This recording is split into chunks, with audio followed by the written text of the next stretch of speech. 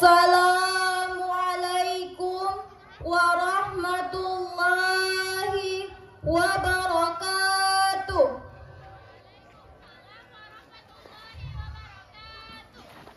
Alhamdulillahi nahmaduhu wa nasta'inuhu wa na'udzu billahi min syururi anfusina wa min sayyiati a'malina. Wa may yahdihillahu fala mudhillalah wa may yudlil fala hadiyalah. Asyhadu an la ilaha illallah wahdahu la syarikalah wa asyhadu anna Muhammadan abduhu wa rasuluh la nabiyya ba'da. Puji syukur kita panjatkan kepada Allah Subhanahu wa taala, Tuhan pemilik semesta alam yang senantiasa memberi rahmat dan hidayahnya kepada hadirin semua. Nikmat yang diberi kita dengan keimanan dan keislaman sehingga kita masih tetap berjalan di atas jalan Allah, dan nikmat juga berupa kesehatan dan kesempatan sehingga kita masih bisa melangkahkan kaki ke tempat yang penuh mubarakah ini. Selawat serta salam semoga tercurah kepada junjungan Nabi besar Muhammad sallallahu alaihi wasallam yang telah diutus oleh Allah untuk menunjukkan jalan yang benar, menegakkan panji-panji kebenaran serta menyampaikan rahmat Allah Subhanahu wa taala untuk kita sekalian. Dewan juri yang saya hormati dan hadirin hadirat yang saya sayangi, pada kesempatan yang sangat berbahagia ini saya ingin menyampaikan ulang dalam bentuk pidato mengenai keutamaan dan kewajiban menuntut ilmu bagi kaum muslimin dan muslimah. Sebagaimana hadis Rasulullah, talabul ilmi fardhatun ala kulli muslimin wa muslimah. Menuntut ilmu merupakan kewajiban bagi tiap-tiap muslim laki-laki dan muslim perempuan. Manusia yang lahir ke muka bumi dalam keadaan bersih dan kosong, kecuali mereka yang dikehendaki oleh Allah Subhanahu wa taala seperti Nabi Isa alaihi salam. Maka Allah Subhanahu wa taala memerintahkan kepada seluruh umat manusia untuk mencari ilmu sebagai bekal dalam menjalani hidup. Seperti firman Allah yang menjelaskan bahwa setiap manusia yang lahir keadaannya tidak mengetahui apa-apa.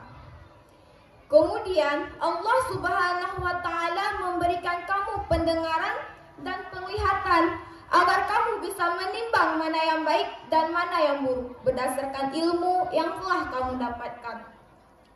Islam memberikan pendapat mengenai ilmu adalah sebuah pelita yang menerangi di saat gelap, sehingga tanpa pelita seseorang akan tersesat.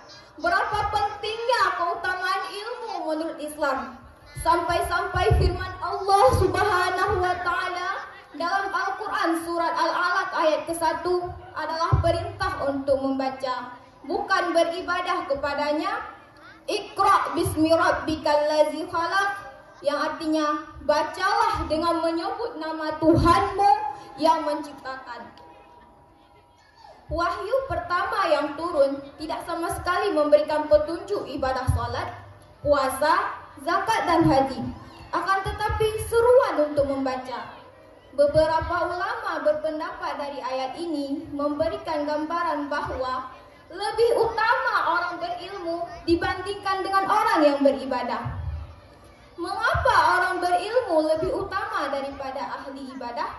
Nah, seorang yang berilmu akan kembali ke jalan yang benar, sehingga ketika ia melakukan sesuatu selalu didasari dengan kebenaran.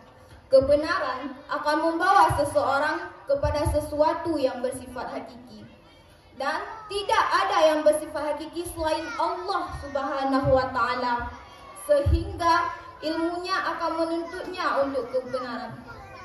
Sedangkan orang yang beribadah tanpa didasari, ilmunya akan membuat kualitas ibadahnya hanya berdasarkan keyakinan. Kalau keyakinan itu benar ditujukan untuk Allah Subhanahu wa taala, maka orang berilmu masih lebih unggul dalam suatu hal, yakni yakin dan berilmu. Karena yang berilmu pasti memiliki keyakinan. Meskipun yang berhak menilai kualitas tidak lain hanya Allah Subhanahu wa taala, tapi pendapat ini justru dikuatkan dalam firman Allah Subhanahu wa taala dalam Al-Quran surat Al-Mujadalah ayat 11. A'udzu billahi minasyaitonir rajim. Bismillahirrahmanirrahim. Yarfa'illahu allazina amanu minkum wallazina utul ilma darajat. Yang artinya Allah akan meninggikan orang-orang yang beriman di antaramu dan orang-orang yang berilmu pengetahuan seberapa derajat.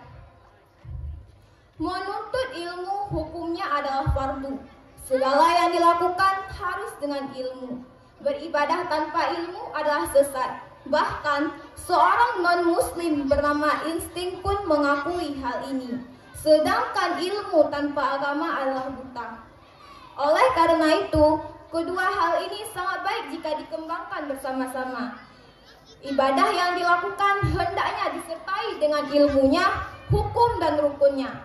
Tanpa ilmu mustahil dapat menjalankan ibadah dengan benar dan sesuai dengan syariat. Namun, dalam menuntut ilmu juga ada batasannya, seperti ilmu yang menjadikan syirik, bahkan merusak diri sendiri, seperti ilmu sihir, ilmu santet, dan ilmu kebal. Ilmu yang membawa lebih banyak mudarat bagi diri sendiri maupun bagi orang lain, tentunya harus dihindari. Kebahagiaan dunia dan akhirat dengan ilmu. Dalam sebuah riwayat, seorang sahabat menjelaskan kepada seorang muslim lainnya perihal cara mendapatkan kebahagiaan dunia melalui ilmu. Man arada dunya fa'alaihi bil ilmi, man arada hirata fa'alaihi bil ilmi, man aradahuma fa'alaihi bil ilmi. Yang artinya, siapa yang menginginkan kebahagiaan dunia, maka harus dengan ilmu. Siapa yang menginginkan kebahagiaan akhirat, maka harus dengan ilmu. Siapa yang menginginkan kebahagiaan keduanya, dunia dan akhirat, maka harus dengan ilmu. Saran ini disampaikan oleh Ali bin Abi Thalib ketika Nabi masih hidup. Dan pada saat tersebut Nabi sedang diam. Sedang diamnya Nabi memberikan pembenaran atas perkataan dari Ali. Orang yang berilmu lebih sulit disesatkan oleh syaitan dibandingkan dengan orang yang tidak berilmu. Sedangkan orang yang beribadah lebih sulit digoda oleh syaitan daripada 1000 ahli ibadah yang tidak berilmu. Hadirin yang sama-sama dirahmati oleh Allah, tentu saja sangat banyak manfaat dari seseorang yang menuntut ilmu. Tidaklah cukup waktu untuk membahas keutamaan ilmu, seperti salah satu contohnya. Keutamaan ilmu dimasukkan ke dalam amal jariah yang tidak terputus pahalanya bagi yang menyebarkannya meskipun ia telah meninggal dunia. Oleh karena itu, marilah memperbanyak menuntut ilmu, baik ilmu dunia maupun akhirat. Dan janganlah pelit untuk membagikan ilmu tersebut, karena sesungguhnya itu adalah amal jariah yang tidak terputus pahalanya. Wallahu a'lam. Akhir kata, Nu'un wal qalami wa ma yasturun fastabqul khairat. Wassalamualaikum warahmatullahi wabarakatuh. Yang barusan tampil atas nama Syifa Tahira, pemegang nomor undian 62, utusan dari Nurul Sadikin Banegawan. Ada